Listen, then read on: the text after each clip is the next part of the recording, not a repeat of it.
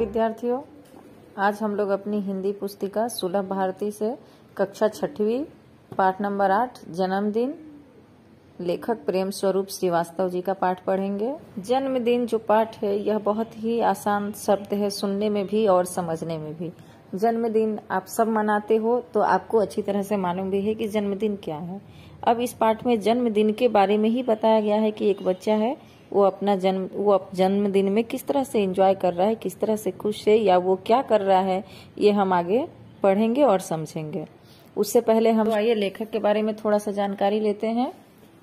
लेखक प्रेम स्वरूप श्रीवास्तव जी का जन्म 11 मार्च 1929 खरौना, जो कि जौनपुर उत्तर प्रदेश में है, वहां पे हुआ था। और उनकी रचनाएं जो हैं वो विविध बाल कहानियां उनकी रचनाएं हैं, बाल नाटक है, लेख, रूपक आदि उनकी बहुत सारी रचनाएं भी हैं। आप पिछले 6 दशकों से साहित्य सृजन में संलग्न हैं। यह 6 दशकों से साहित्य सृजन में यानी साहित्य के काम में लगे हुए हैं, संलग्न है यानी लगे हुए हैं। प्रस्तुत जो कहानी है जन्मदिन, इसमें पानी के महत्व को बता करके उसकी बचत की ओर ध्यान आकर्षित किया गया है। हम जो कहानी पढ़ने जा रहे हैं जन्मदिन, इस कहानी में चर्चा जो हुआ है वो किसी के जन्मदिन की पार्टी में चर्चा हुई है, और वो चर्चा जो हुई है वह किस चीज पर हुई है, तो पानी के विषय पर हुई है।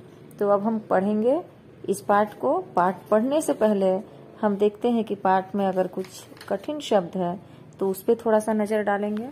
पाठ में आए कठिन शब्द है बर्बाद यानी नाश करना, बर्बाद करना, भंडार मतलब खजाना, सन्नाटा यानी गहन शांति को सन्नाटा कहते हैं, एकदम से शांति छा जाना, तमाम, तमाम मतलब होता है सभी लोग, सब, भरोसा यानी विश्वास, कामयाब यानी सफल। यहाँ पे एक मुहावरा भी है, वो भी मैं आपको बताऊंगी। धमा चौकड़ी मचाना यानी धूम मचाना, मस्ती करना। तो अब हम शुरू करते हैं, पाठ की ओर आगे बढ़ते हैं। आप देख रहे हो अपनी पुस्तक में, तो पहले लिखा हुआ है मैं कौन हूँ, और उसके बाद नीचे ब्रैकेट में सब कुछ प्रश्न डाले गए हैं, कुछ लाइन लिखी गई है। ऊपर लिखा गया है सूचना, निर्देश, आदेश, अनुरोध, विनती के वाक्य विराम चिन्ह सहित पढ़ो और समझो। ये कहने का मतलब है, और ब्रैकेट में जो शब्द दिए गए हैं ये कहने का मतलब है कि कई तरह के विराम चिन्ह जो अलग अलग होते हैं वो भी आपको उसकी भी जानकारी रखनी है। लेकिन आज मैं आपको विराम चिन्ह नहीं बताऊंगी, विराम चिन्ह हम अपने व्याकरण पुस्तिका से पढ़ेंगे और वो मैं दूसरे दिन आपको विराम चिन्ह के बारे में बताऊंगी। आज हम लोग पाठ शुरू करेंगे जन्मदिन। तो जन्मदिन पाठ की ओर आगे बढ़ते हैं। यहाँ पर देखिए ध्यान से कि गर्मी पड़ने लगी थी, धीरे धीरे उसके तेवर तीखे हो चले, सूरज आग बरसाने लगा। कहने की गर्मी का दिन है और धीरे धीरे उसके तेवर तीखे हो चले, यानी गर्मी कुछ ज्यादा ही पड़ने लगी थी। मगर इन सबसे बेखबर बबलू अपने में ही मस्त था। बबलू नाम का एक लड़का था जिसको इन बातों से फर्क नहीं पड़ रहा था कि कितनी गर्मी पड़ रही है, क्या पड़ रही है, वो अपने में ही मस्त था। उसे बाथरूम में घुसे आधा घंटा हो चुका था। शावर के नीचे उसकी धमा चौकड़ी मची हुई थी। बबलू जो था वो बहुत ही बदमाश बच्चा था, उसे किसी बात से फर्क नहीं पड़ रहा था, गर्मी है, पानी की कमी है या पानी ज्यादा है। वो बाथरूम में घुसा हुआ है आधे घंटे से और शावर के नीचे अपनी धमा चौकड़ी मचा रखी है, मस्ती करना शुरू कर दी है। कभी तो वह शावर के साथ नल की टोटी भी खोल देता, नल की टोटी यानी जिससे हम नल खोलते हैं। अंत में माँ को ही चिल्लाना पड़ा, बबलू क्यों इस तरह पानी बर्बाद कर रहे हो? माँ, मैं ऐसे कुछ भी नहीं कर रहा हूँ, मैं तो बस नहा रहा हूँ। उसकी माँ डांटी उसको कि बबलू पानी क्यों बर्बाद कर रहे, तो उसने बोला मैं कुछ बर्बाद नहीं कर रहा हूँ, मैं तो बस नहा रहा हूँ। इस गर्मी में मेरा मन तो करता है कि घंटों नहाता रहूं। बबलू बोला कि गर्मी बहुत है इसलिए मेरा मन होता है मैं हमेशा नहाता रहूं। बबलू की इस आदत से उसके माता पिता दोनों परेशान थे। वह मंजन करते समय देर तक पानी बहाता रहता। मतलब बबलू की जो ये आदत थी यह बहुत ही गंदी थी। जब वो ब्रश करता था तो नल जो है वो खुले रहने देता था और कंटिन्यू ब्रश कर रहा था, वहां पे वो नल बंद नहीं करता था। इस आदत से माँ पिताजी बहुत परेशान थे। स्कूल में भी उसे अपनी इस आदत के कारण डांट खानी पड़ती। वह वहां के नल के टोटी भी अक्सर खुली छोड़ देता। मतलब उसकी आदत ही इतनी गंदी थी कि वो कहीं भी नल की टोटी को खुली छोड़ देता था। एक पानी की ही बात नहीं थी, बिजली के साथ भी यही होता।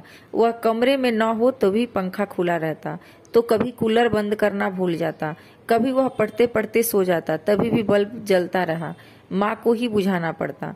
मतलब बबलू की जो आदत थी वो बहुत ही गंदी आदत थी। इस पाठ में उसी गंदी आदत की चर्चा की गई है कि सिर्फ पानी ही नहीं, बिजली के साथ भी वो ऐसा ही करता था, बिजली भी बर्बाद करता था। सो भी जाता था तो उसके बल्ब जलते थे, पंखे खुले रहते थे, कूलर खुले रहते थे, वो रूम में रहे या बाहर चला जाए तो मतलब उसकी आदत ही बहुत गंदी हो गई थी। पानी हो या बिजली यानी कि ऊर्जा, दोनों का भंडार सीमित होता है। यहाँ पे लेखक कह रहे हैं कि चाहे वो पानी है या बिजली है, इन सबको जो हम भंडार दे रहे हैं लोगों को, उसका भंडार सीमित होता है। यानी ऐसी अनलिमिटेड खजाना नहीं है जो कभी खत्म नहीं होगा, ये खत्म हो सकता है। इसलिए हमें इसको सावधानी पूर्वक ही इस्तेमाल करनी चाहिए।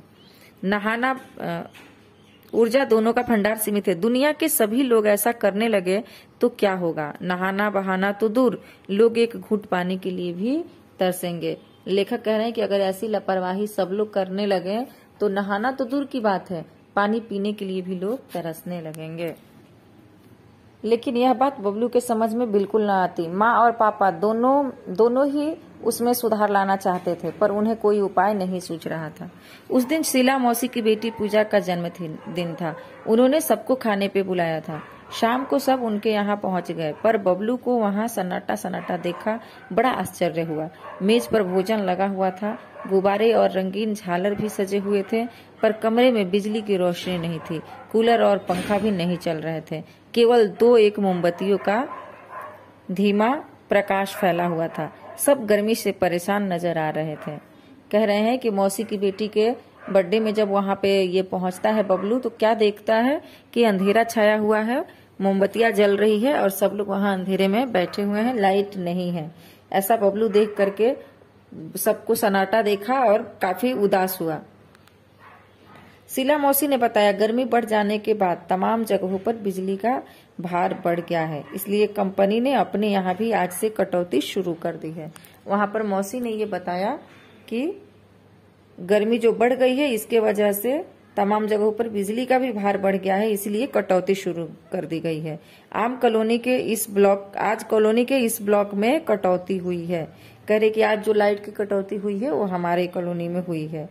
फिर बारी बारी दूसरे ब्लॉकों में कटौती करेंगे। इससे क्या, हम पूजा का जन्मदिन तो हंसी खुशी से मनाएंगे ही। कह रहे कि लाइट नहीं है तो क्या, हम पूजा का जन्मदिन तो हंसी खुशी से मनाएंगे। पूजा की मम्मी कह रही है कि लाइट नहीं है तो क्या हुआ, पूजा का जन्मदिन तो हम लोग हंसी खुशी से मनाएंगे ही। फिर पूजा की माँ ने आरती उतारी, मिठाइयाँ बांटी, हैप्पी बर्थडे के बोल सभी के मुंह से निकल पड़े। धम्मा चौकड़ी के बीच बच्चों ने गुब्बारे फोड़े। कह रहे हैं कि फिर उसकी माँ ने उसकी आरती उतारी और सब लोगों ने हैप्पी बर्थडे का गाना गाया, जैसे आप लोग भी अपने बर्थडे में बोलते हो। और सब लोग बहुत धम्मा चौकड़ी यानी मस्ती खेलकूद के बीच बच्चों ने गुब्बारे भी फोड़े। बहुत सारे बलून लगे हुए थे, बच्चों ने बलून भी फोड़े। सभी गुब्बारे और टॉफियों पर टूट पड़े और सारे बच्चे चॉकलेट पे और गुब्बारों पे, टॉफियों पे टूट पड़े।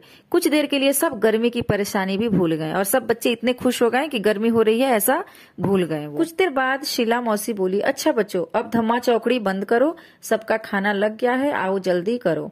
शीला मौसी ने बोला कि अब आप लोग बहुत खेल चुके, अब अपनी खेल बंद करो और चलो सब लोग आ जाओ खाना खाने। सब खाने की मेज पर पहुंच गए। इस बीच बबलू को बहुत जोरों से प्यास लग गई।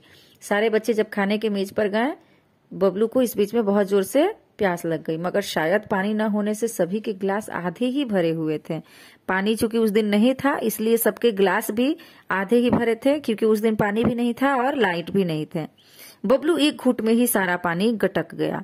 बबलू जो था वो सारा पानी एक घूंट में ही गटक गया यानी पी गया, पर इससे उसकी प्यास नहीं बुझी।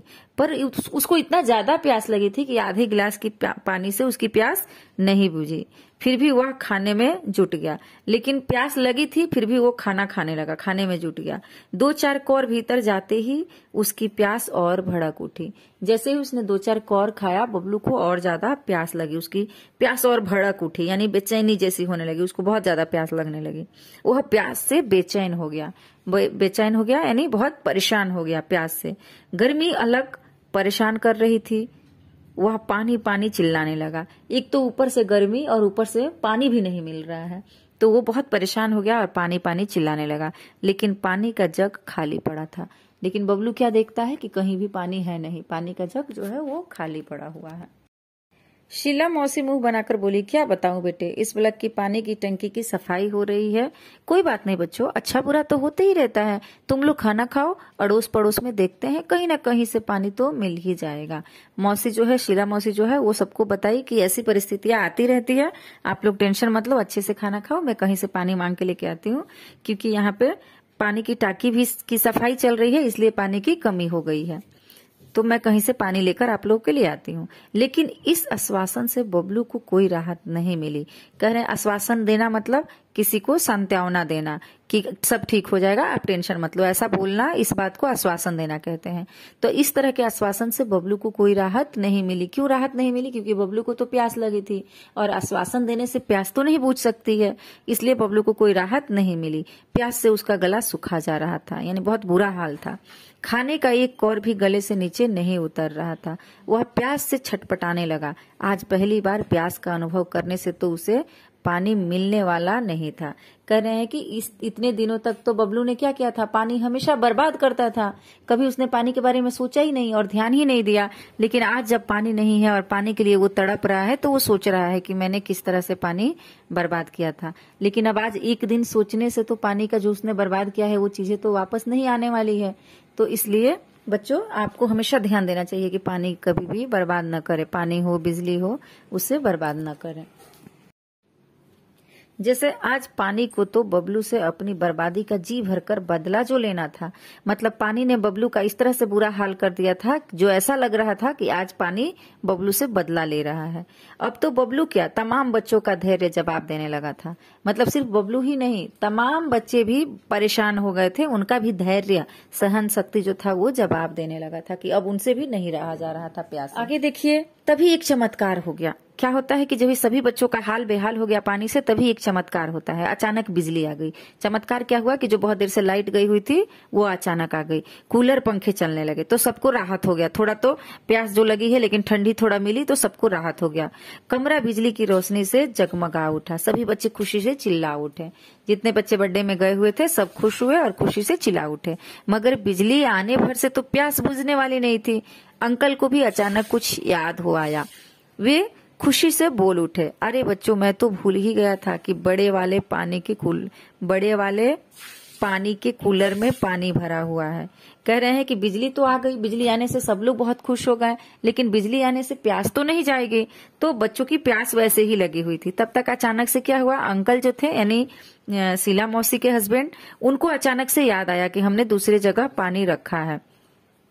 वो बोलते हैं कि बड़े वाले पानी के कूलर में पानी भरा हुआ है, मतलब पानी भी है, थोड़ी राहत की सांस सबको मिलेगी, पानी भी है घर में। अगले ही पल वहां का दृश्य बदल गया। कह रहे हैं कि जैसे ही लाइट भी आ गई, पानी भी है, तो सब काफी खुश हो गए। वहां का दृश्य जो है वो बदल गया। कमरा ठंडी हवा से भर उठा, जो उनका रूम था वो ठंडी हवा से भर उठा। बच्चे बड़े सब ठंडे पानी के साथ चटपटे भोजन का स्वाद लेने लगे। बबलू की तो बांछी खिल उठी। बांछे खिल उठना मतलब पूरे रोए रोए खिल जाना, बहुत खुश हो जाना। तो बबलू तो बहुत अच्छे से खुश हो गया। चलने से पहले शीला मौसी और माँ एक दूसरे को देख कुछ मुस्कुराए।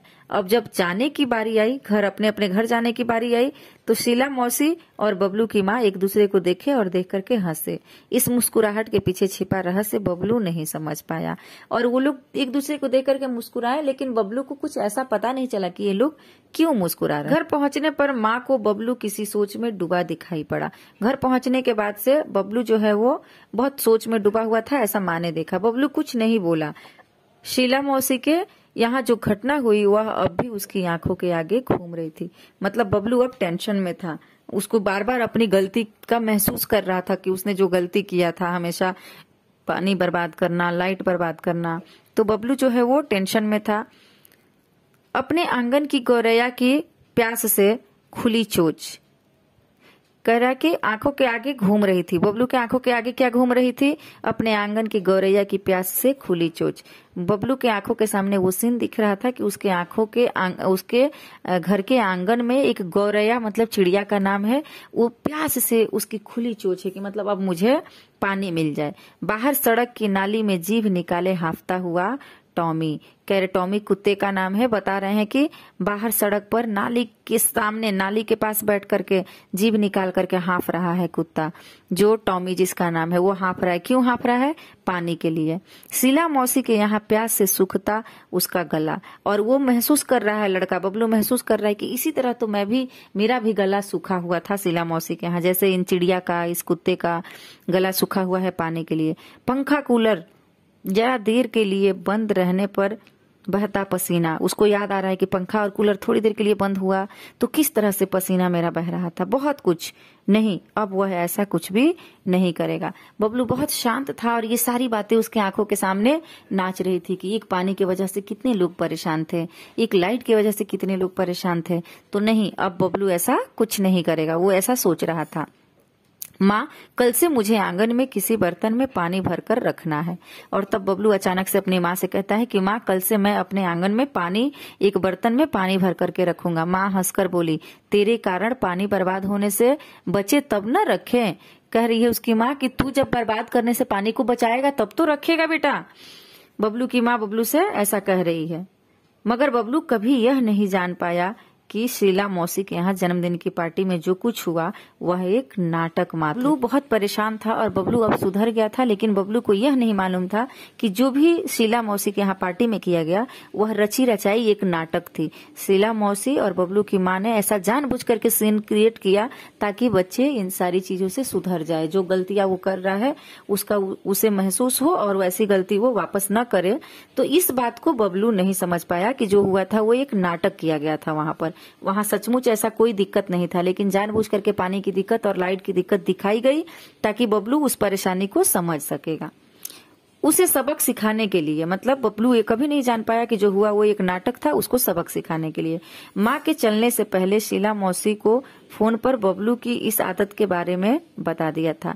माँ ने चलने से पहले, मतलब बबलू की माँ चलने से पहले ही शीला मौसी को बबलू की इस आदत के बारे में बताई थी। उन दोनों ने आपस में चर्चा किया था। शीला मौसी ने भी कुछ करने का भरोसा दिया था। तभी शीला मौसी ने कहा था कि ठीक है बबलू, अगर ऐसा करता है तो आज हम लोग कुछ करेंगे, तुम यहाँ आओ, तुम्हें पता चलेगा, हम लोग आज कुछ करने वाले हैं। उन्होंने यही नाटक किया जो कि पूरी तरह कामयाब रहा। और शीला मौसी ने बर्थडे में ये सब जो किया, पानी नहीं है, लाइट नहीं है, सब बच्चे परेशान हो रहे हैं, ये सब कुछ एक नाटक किया। क्यों किया? क्योंकि बबलू इस नाटक को देखने के बाद अपनी गलती को महसूस कर पाया और अब वो सुधर गया है। अब तो बबलू खुद भी अपने दोस्तों को समझाता है कि पानी और बिजली अनमोल है, इन्हें भविष्य के लिए बचा कर रखो। तो बच्चों, मैं आप लोगों से कहूंगी कि आप लोग बबलू की तरह मूर्ख नहीं है। आपको अभी से पता है कि पानी और बिजली हमें बचाना चाहिए, इसे बर्बाद नहीं करना चाहिए। तो आप लोग ध्यान देना, घर में बेवजह नल की टोटी कहीं भी खुली नहीं छोड़नी है। लाइट जिस रूम में आप नहीं हो वहां के पंखे बंद करना, लाइट बंद करना, ये आपकी जिम्मेदारी है। ये चीजें हमारे देश की संपत्ति है। लाइट, पानी, बिजली को हमें खुद बचाना है। ये बचेंगे तो हमें सुख होगा। तो इस प्रकार हमारा ये बहुत सुंदर पाठ है जो कि समाप्त होता है। ध्यान से पढ़िए, बार बार पढ़िए, दिक्कत लगे तो मुझसे पूछिए।